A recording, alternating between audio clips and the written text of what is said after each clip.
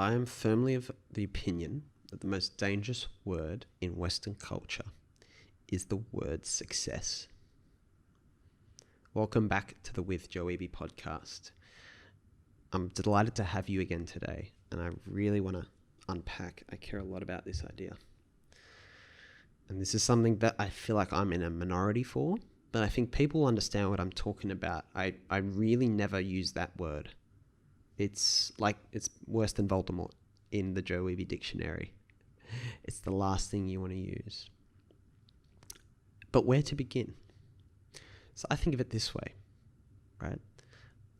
There's my dad, for a bit of an example, my family have created a good business in property, right? Over generations. My grandfather started it when he came down to Australia, and my father continued it. I've helped out a little bit, and certainly not contributed that much to the pot. Okay, and then in, I guess, our community, our wider community, where there's a lot of people in the building and developing industry, especially very common for anyone who knows Sydney, Lebanese background people to be involved in property is kind of a not surprising thing. But I talk to a lot of people, and they talk about, especially when I was meeting people through real estate, and they would talk about being proud of their work. But because they were talking to me and they knew my family's background, they'd be like, yeah, we're proud of it. It's not quite, as good as what you guys got, but this is, we're doing all right. We're trying to catch up. And these are all down to earth, very honest, hardworking people, sure. But I always found this response just baffling to me. The need for that little disclaimer. For one thing, people have no idea, what my family's lives are like. Not internally. It's the iceberg. Maybe they see things from the outside. They don't know specifics of the business. They don't know any specifics really. They might think they do, but they don't. And it's always really interesting that people find the need to put this disclaimer, and it's this whole success metric. You can see it running through their brains, right? I almost kind of want to shake people and go, whatever anyone else around you is doing is irrelevant.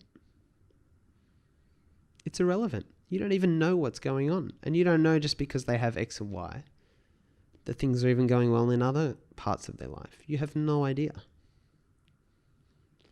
And I talked about this dynamic in the last episode, the whole looking over the fence. Is that you just people gauge an impression of the success of others, and then they don't have any real clue what that person's experience is like. So even if they might envy what they have, they'll completely disregard the information that person might not be enjoying it, or there might be difficulties actually associated with it. And I love what I heard recently, which is like, Warren Buffett's got money problems. He's just got different money problems. They're actually problems that come with having a lot. And Seneca, the famous old Roman Stoic philosopher, he reflected on this. He was a wealthy man, and he realized, wow, because I'm wealthy, I've got nothing to gain. I can't really gain much more wealth, but everything to lose. I've got nowhere to go but down. It's like the opposite of the underdog in sport, who has nothing to lose, and they're liberated by having nothing to lose because they don't have the track record. Success is just this fickle, that word, God damn it. I'm going to rant. Now, the way I'd encourage you to understand it is to think about a street in a neighborhood, and you have your house, right? I know that in a literal sense, but think of it much more metaphorically. People only really see the outside of the house. The outside of the house might be beautiful. It might be stunning. It might look like exactly what everyone else wants but can't afford. And so they envy that house. Maybe they envy the biggest house. But the thing that they don't see is what the interior is like, because the outside of a house doesn't need to correlate at all with what the house looks like on the inside. It could be beautiful on the outside, but absolute shit show inside. And even if it looks great outside, the people who live in it might not enjoy the inside. But the problem becomes that when you live in a house, how much does the outside even matter to you? Because you don't spend most of your time out on the street looking at your house like everyone else does. You're inside. You live inside. You live in your inner world. You have your inner experience. Joe doesn't get to, I'm looking at a camera of myself now, but I don't get to be that camera looking at me. I don't live outside myself. I'm on the inside experiencing things. So it's funny how people put all this attention into the external decor of their house, in the metaphor or literally, but also themselves, how their life looks on the outside. But they don't spend much time on the inside. But the problem with that is it's so asymmetrical and counterintuitive because your experience is on the inside. Now, I understand to the effect that you want the house, yourself, to be presentable to people, to be inviting. You want it to be welcoming and warm. Because that triggers, that invites people to come inside and come into your life and into your world. But you live on the inside. So no matter how great my life might look on the outside, for example, if it does look great, people have no idea. I could be super unhappy. And I could just sit here and say I'm super happy, which is the truth right now. But I could be lying to you. You actually have no way of knowing. So to bring this back out to this idea of success, right? What is success? Because people talk about it in Western culture. I hear it on podcasts all the time. I hear friends talk about it and it makes me shudder. They use this word success like it's one concrete thing, like successful people, and as a category. I cannot understand what the fuck they're talking about. Who can you possibly refer to as successful people? Who the? Is it lots of money? Is it everyone has a different definition, but they assume you're happy to use theirs. So no one knows what you're talking about. A lot of the time it implies financially successful, is my interpretation. But I just never understand why that's worth talking about when you have no idea what people's internal experiences are like. The ones you're referring to as successful, you have no idea what their internal experience is. So how can there be any objective singular definition of success or any single concept called success? How can such a thing exist if it has to be determined by others, but it's determined by the others who are not experiencing it, and everyone's different? So how can there be one single thing? You know what I define success as? The dictionary definition, which is success is achieving the outcome you set out to achieve. That's it to me. Go back to the dictionary. Implying that it's wealth, implying that it's desirable is so problematic. And it creates this whole dynamic. I talked about the viral insecurity in the episode before. You got all these people craving this thing that doesn't concretely and singularly exist. I love this definition of wealth by Nassim Nicholas Taleb, the author and former options trader. If true wealth consists in worryless sleeping, clear conscience, reciprocal gratitude, absence of envy, good appetite, muscle strength, physical energy, frequent laughs, no meals alone, no gym class, some physical labor or hobby, good bowel movements, no meeting rooms, and periodic surprises, then it is largely subtractive. Elimination from iatrogenics, that is, removing things that actually cause harm, not going out there and conquering and filling your bucket with crap. I love that definition of wealth. But I find it so problematic. Now, to top this all off, Warren Buffett, who was one of the most famous wealthy people of all time and most outspoken, there's this amazing video I found on YouTube the other day, just popped up into my feed.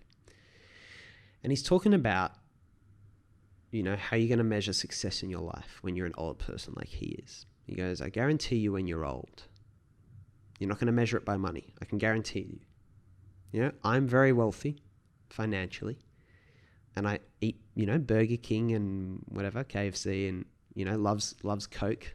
I think it's Coke, Coca-Cola. It's like, it doesn't buy me much better food than you, my mattress is just like any other mattress, really. You don't get much better mattress, right? Money doesn't really improve that much. The clothes I wear, mine are a little bit more expensive, but they don't look as good on me.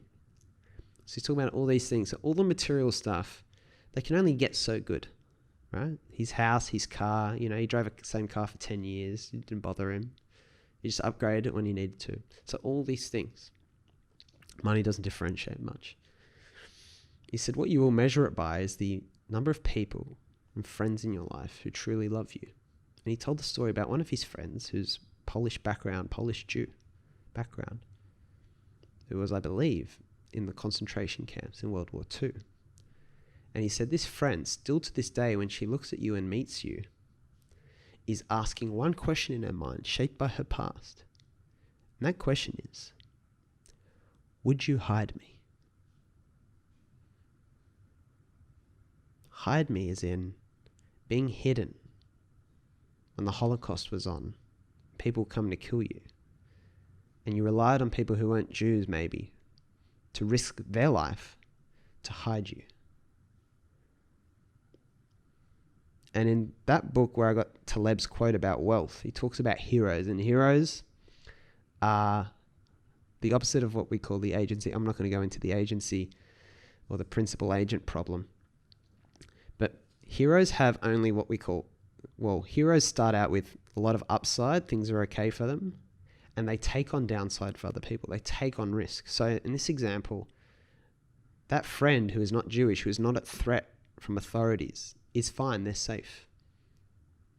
They can just do nothing and they'll be safe. Physically, that is. Maybe not spiritually. By taking on someone, they take on all the risk. They only put themselves in harm. So in terms of their physical existence, it's a completely counterintuitive decision, but we don't just live a physical existence. So who is someone that would hide you and take on only downside and completely throw away the upside they have? Who would completely opt into risk on your behalf, which is the opposite of what we do in business and commerce? Who would hide you? How many people do you know would hide you?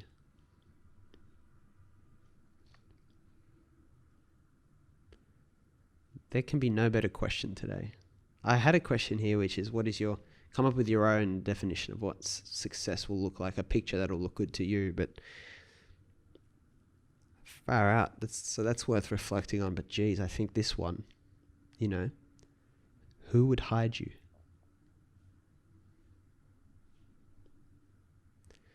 Who would hide you